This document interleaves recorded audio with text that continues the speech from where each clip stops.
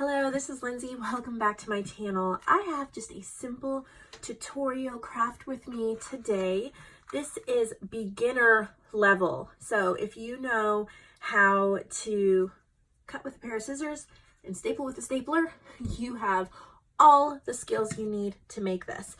Of course, even if you've been creating paper crafting projects or journals for years, sometimes it's good to just remind ourselves simple can be amazing. Simple can give us great things for our journals. So I'm just calling this a timely tutorial. I want to try to do a little series with simple little things we can put in our journals, things that maybe either we've forgotten or we haven't thought about, or just an inspiration for the day.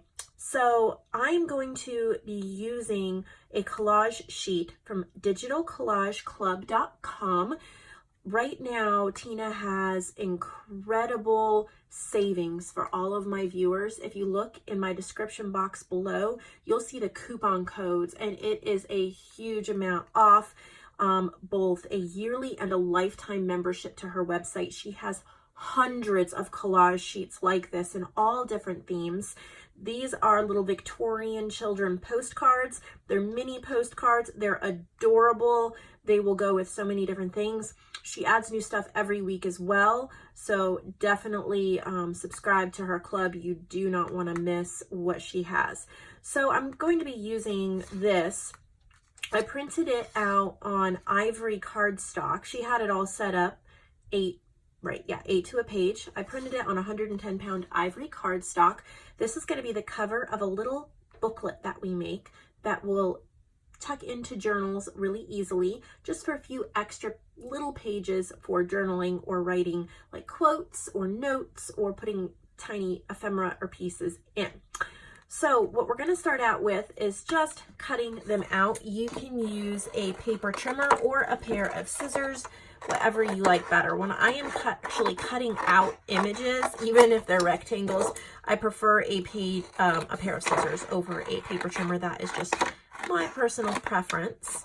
So we're going to cut them all out. This is a great little thing to do if you are watching TV or your favorite YouTuber, or maybe even listening to an audiobook or a podcast or something like that. It's mostly busy work.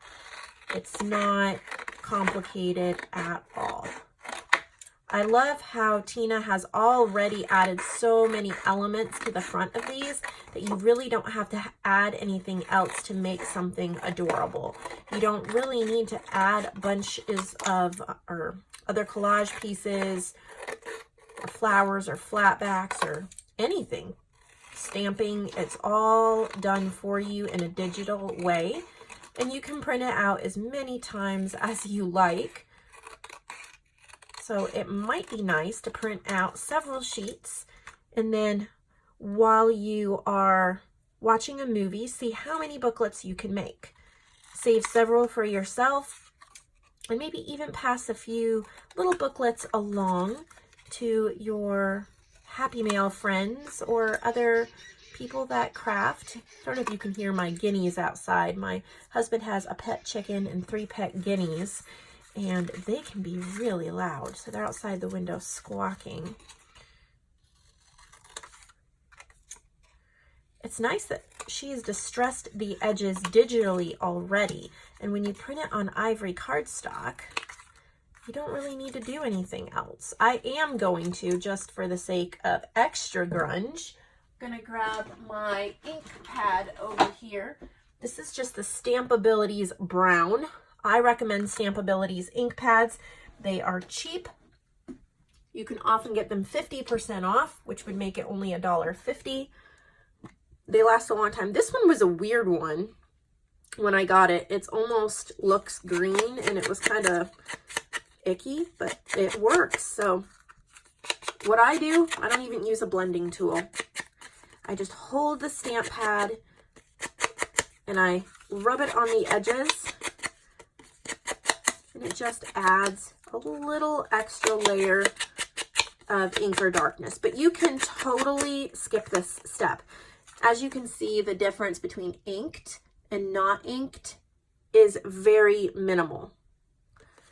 I like it just because I feel like it adds an extra layer of finish. But if you are brand new to journaling and paper crafting, it can just be a step that you skip. You can also use your sewing machine to make these booklets if you're a little more advanced and you've been using a sewing machine. I've grabbed just a blank piece of paper to make the back of the booklet. So I'm not going to do anything fancy here. I'm just going to paper clip that on and cut out a back.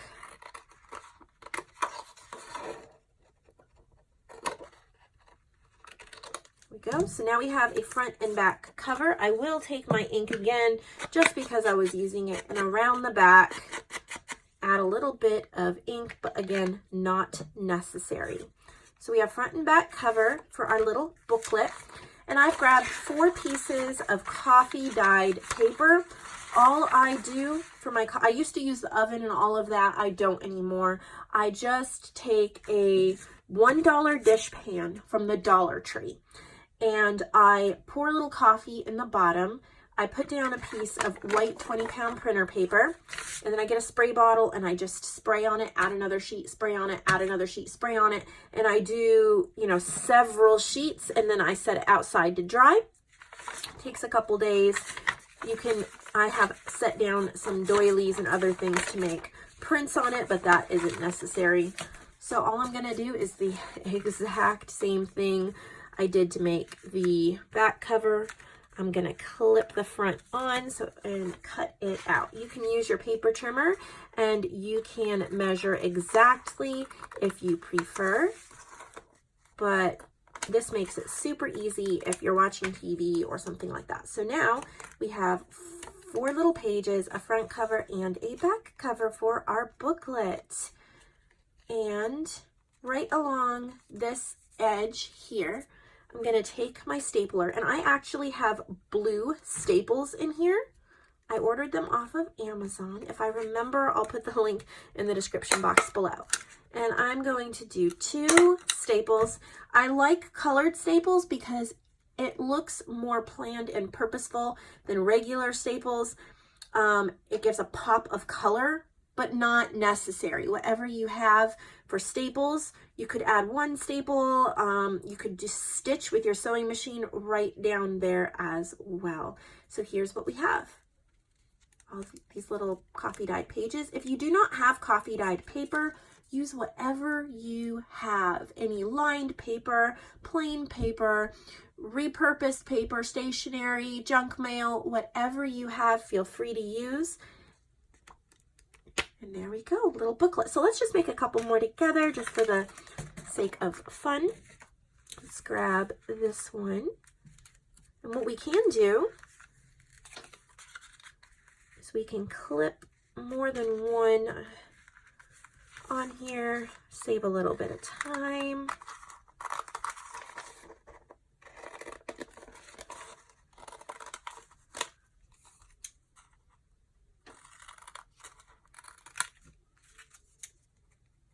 And Digital Collage Club has other mini postcards that aren't just Victorian children. She has lots of other ones as well, so be sure you check it out. I'm going to be using these little booklets in some journals coming up. I think it's so fun to have extra little elements ready to go to tuck in. I'm also probably going to send 1 or 2 of these booklets to a friend in some happy mail that I'm about to send. I might even send 1 to my little niece. I'm putting together a little package for her. She's about 5 years old and she loves drawing and crafting. And I think that might be just really sweet. Let me ink the back covers up. She could use it in her imaginative play, draw pictures in it, have it as a little notebook for one of her dollies. All right, make sure okay, so there's my pages, 4 pages, the back cover, the front cover. Line it up. And it's okay if it is not perfect. Remember, we are making repurposed handmade junk journals. So if the staples don't line up perfectly or the paper goes a little over the edge, I think it adds to the charm. You do want to keep the edges fairly straight. You don't want them jagged. That would look, you know, like you can't cut a straight line, but just a little bit. Yeah, I think that looks cute. Isn't that pretty? So there's that one. Again, we have the cover, the pages, and the back. I am loving the blue staples on this. Doesn't that pop those blue flowers right out of that? So pretty. And I just have to take a second to really admire the collage work on here. You can see there's stamps, antique handwriting. There's a bicycle. There's like a postscript. And then of course it looks like an old postcard. So look at that. Okay. So I do have all of these as well. I'm just going to go ahead and turn them into little booklets. So I'm just going to speed up the rest of this. I'm not going to talk through it, but if you would like to watch me finish making these, you can. Otherwise, thank you so much for watching this video. If this tutorial was helpful, please give it a thumbs up, subscribe. I could really use your help by hitting the subscribe button. And if there are any simple little tutorials that you would really like to see my way of doing it or a different way of doing it, please let me know in the comments below so I can start making a list and trying to do more simple beginner tutorials. Sometimes us as YouTubers, we forget that there's still new people coming into this, and we've been doing this for years, so we're doing a lot of advanced videos, and we forget that it's always good to go back to the basics, even for those of us who've been crafting for a few years. Thank you so much, and I'll see all of you in the next video.